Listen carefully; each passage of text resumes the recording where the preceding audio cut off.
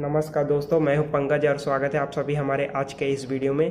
तो दोस्तों, आज के इस वीडियो हम बताने वाले हैं दबंग सुपरस्टार खेसारी लाल यादव जी का एक और खुश खबर निकल कर आ रही है खेसारी फैंस के लिए। जी हाँ फ्रेंड्स, आप सबको बता दूं कि बहुत ही बवाल, बहुत ही धमाल मचाने वाला आप सबके बीच वीडियो सॉन्ग्स रिलीज होने जा रहा है। जिस गाने का पहले पोस्टर सोशल मीडिया के माध्यम से रिलीज कर दिया गया है और जिस गाने का बोल है हाली से लाली दिखाई, इस गाने का आप सबके बीच 3 दिन पहले रिलीज किया गया था ऑडियो सॉन्ग्स। वही गाने का आप सबके बीच रिलीज और डेट टाइम दोनों कंफर्म हो गया है। जी हाँ फ्रेंड्स, आप सबको बता दूं कि इस गाने का कल यानी 10 नवंबर 2020 6:15 पे आप सबके बीच wave music official YouTube channel द्वारा आप सबके बीच रिलीज किया जाएगा।